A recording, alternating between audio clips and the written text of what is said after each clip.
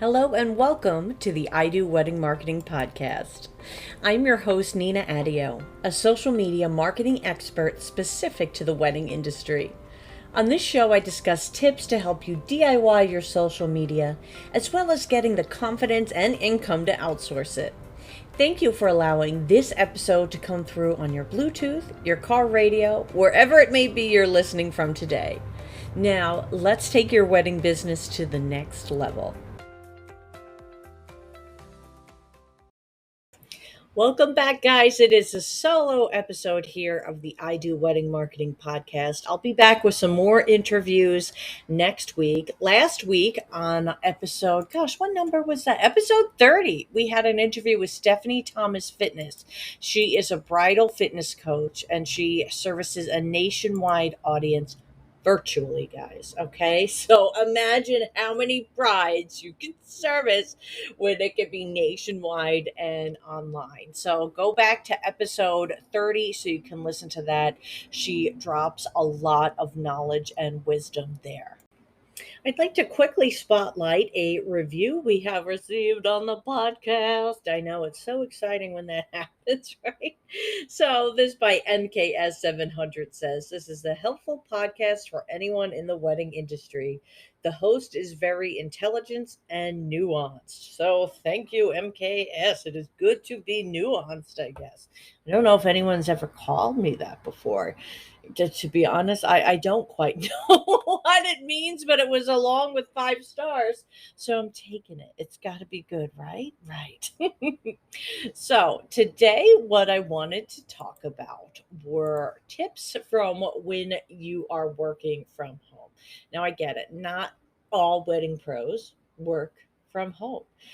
Many of you may work at a venue or you may work partially at home. So you're at events over the weekend, but then you have your office days. So let's maybe focus on that productivity for working from home on your office days. Whenever it is you're working from home, these are some of the productivity tips I have for doing it. Little backstory, I did not start working from home like a lot of people until the pandemic.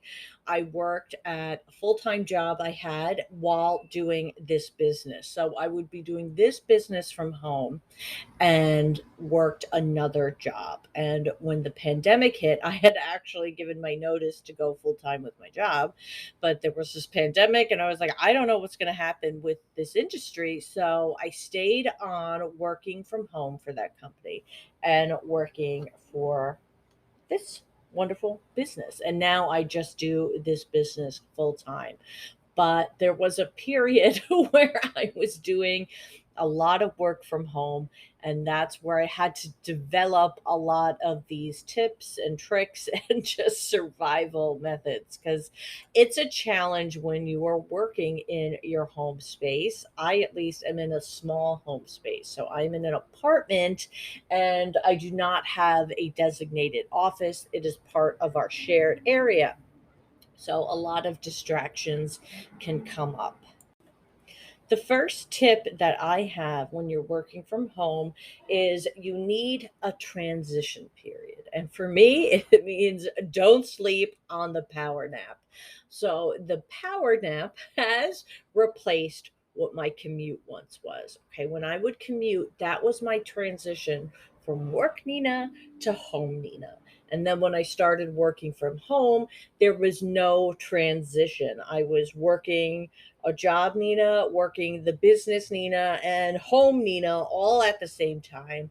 And I didn't have that commute to kind of signify when one hat was off and the other was coming on. So I started napping. Okay. It was the pandemic. Now you, instead of just napping, I sometimes I go to the pool, sometimes I take a walk, but whatever it is, I need a relaxing transition to take me out of one mode into another. So you can decide what this looks like for you. Sometimes I'll read a book for 20 minutes. Sometimes it is, I say power nap, but that's just me saving face. I nap. I nap. It could be, a full on hour. But something maybe for you, it's whatever it is that's relaxing to you. It could be going into the garden, it could be maybe you treat yourself to a half-hour show, something that's going to transition that the work mode is off and now your home life is on. So this way you can enjoy your space again without it being a workspace and without being in that work mindset. My next work from home tip is to create your own calendar. And I don't mean creating your own days of the week, but what I mean is when you work from home, especially, it becomes easy to forget what day it is. I wake up all the time thinking, I'm just so tired of not knowing what day it is. So I create my own kind of weekly and monthly traditions. So, every Thursday, I like to prioritize listening to my podcast while I work. I love listening to podcasts. So, and I listen to music, I listen to videos while I work. I'm one of those people that can listen to things while I work. So on Thursday, I like to listen to my podcasts and update my queue, my podcast queue of what's been posted and make a list. And that's something that I save for Thursdays on you could be doing something like you have a takeout Tuesday, where every Tuesday you go out or you order lunch to be delivered. And that's something that signifies Tuesday. Something else I do for each month is I'll create a new iTunes playlist for when I'm listening to music while I work. And what this does is it kind of gets me excited to sit down at the desk and work. It signifies the new month, but gets me excited to sit and do work for the new month because I have all these new songs that I can listen to.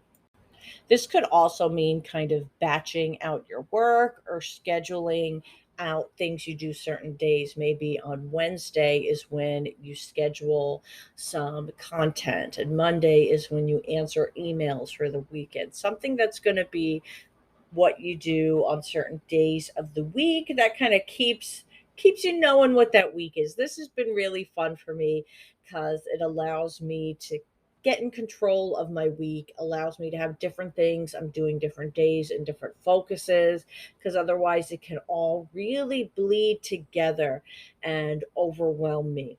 So a lot of these weekly things that I'm doing, it's not just task based, it's fun based too. 'Cause like I said, maybe on Thursdays I treat myself to an iced coffee, so I would know that every Thursday I'm gonna go and get an iced coffee. Or Wednesdays I typically go to the pool, so that's a fun thing for Wednesdays.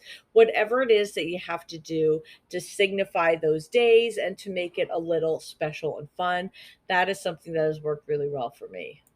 One thing I know a lot of people like to do is having designated days of the week for a call. So you could do this for your appointments. Maybe some of your appointments still want to go virtual, so you can have in your calendar that virtual appointments are only taking place on Wednesdays and Thursdays, or whenever it is that works for you. It allows you to kind of get in control of your schedule and most importantly, right, to know what day of the week it is, because that's my biggest struggle. Before I get into my next stay at home, work from home tip, I want to remind you that the I Do Wedding Marketing podcast is brought to you by Brides to Bookings by Carissa Cruzy Weddings. And Brides to Booking is a program that allows you to learn the funnels, get templates, spreadsheets, etc., towards customer service as a wedding pro and marketing as a wedding pro. So, this is a complete program that will give you templates for posts.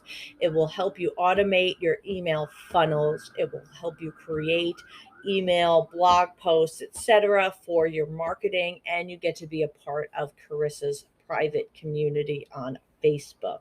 So if you visit idoweddingmarketing.com/sponsors, you will learn more about Brides to Bookings and this incredible package that Carissa has put together. She currently has a payment plan for 6 payments of $197, or you can pay in full and save with a one-time payment of $997. And Carissa is one of my friends in the industry, and that is why I feel so confident and recommending this huge package and bundle to you. So you can check that out at idoweddingmarketing.com/sponsors. One of my biggest struggles with productivity at home was there's so many things I'd rather be doing. There's so many temptations. There's my refrigerator, there's my cat, there are my TVs, there's laundry, right? Doing chores. You can't help but sometimes feel like you want to get that stuff done when you're home. Also because it's hard working in a messy space, right? So what I have kind of adopted is what I call the productivity Pomodoro method. So, the Pomodoro method is when you have a timer for 25 minutes, you work that 25 minutes, and then the next 5 minutes, you take a break, and then it just repeats. So, if you're just looking for the Pomodoro method, you can go onto YouTube and type Pomodoro timer, and there will be videos that you can put on that do that. But what I do is what I call the productivity Pomodoro method, and I will put in a load of laundry. I will work while that load of laundry washes. Then when it's done, I will take my break, put it in the dryer, do whatever else, I need to do quickly, and then start again. So maybe it will be prepping dinner then. Then I'll go and prep dinner and put it in the oven. And while that's in the oven, I will do my next work session. And then, so forth. So you can structure this based on whatever it is that you also want to get done. But I reward myself by taking a break from one workflow and then kind of just doing little pieces of the other. Like maybe after my 25 minutes, I will then go outside and water the plants. Then I'll come back in and work again. What you do in that time off period is totally up to you, but I like to use some passive productivity, like the dishwasher running, the laundry running, something in the oven to act as my timer. But if you don't have something to act as a timer like that, then that's when you just, type in the Pomodoro timer into YouTube and let that structure it for you. And for me, it helps just quell my nerves on both ends. I know that I'm working and I know that I'm getting something done around the house and it's not taking away my time. It's kind of more passive. So that is something I have really enjoyed. But what if you just don't enjoy being alone? Not everybody enjoys being alone while working from home or for their office time. So, what I have done as well is sometimes I will do a co working space on Zoom. So, I have another friend who works from home and we'll do the Pomodoro timer. We'll set the timer for 25 minutes, work, and then we'll chat for 5 and go on and off and do that for maybe 3 hours. And that's how we'll get our work done and we'll get it done together. I also have a sister who always likes, she just loves to be on the phone with people. So sometimes I'll just call her and we'll kind of just be on the phone, but like not even talking that much, and she just enjoys the companionship. And I do too, because my cat cannot handle being the only person water cooler chatting with me. You know how you'd go to the water cooler and chat in the old days? Now I just have the cat for that. So I will kind of schedule calls throughout the day with other friends, and it could be the productivity Zoom chat that I mentioned. It can be just doing a catch up. I have a friend who I chat with every Thursday. We have a long call together and it makes me feel like she's like part of my work life and my work culture. I really really love that. It could be just calling your mom, calling somebody, taking a break to kind of have some interaction and companionship can make a big difference. Of course, there are some who are going to be in a position where they can work from a phone or laptop and take that wherever they want to, but not everybody can. If you can and you find that you're craving a new space, then I certainly recommend it. It's a lot of fun. I've worked from friends' houses, I've worked from Starbucks. Sometimes working, because I'm in an apartment. So if I have a friend who works from home, I'll go to their house. So I'll be in one floor, they'll be on the other, and then we meet up for lunch in between. And it's a lot of fun. Of course, the cat then gets some of his alone time too, which we know he is just craving, right? That's going to do it on my favorite working from home tips, hacks, strategies, whatever you want to call it. So if you enjoyed this, let me know and I can do another episode, maybe just focused on productivity hacks in general rather than just on working from home, since not everybody works from home. Be sure to follow me on Instagram because I am going to be announcing a summit that I am going to be a speaker at. So that's something really exciting. And I'm going to be launching a workshop with another wedding industry professional, and that's going to be announced around the end of this month. So you're going to want to stay tuned for all of that. If you got any value from this podcast, it would mean a lot to me if you would leave a review. You can just go to the podcast by searching I Do Wedding Marketing on Apple Podcasts, Spotify, wherever you listen, and then scroll until you see the review section, and there will be a spot to say write a review. And what that does is it shows to the inner workings, the back ends, the algorithms, that people are getting value from this, and so it then recommends it and pushes it out to other people. So that's why that is so helpful and important.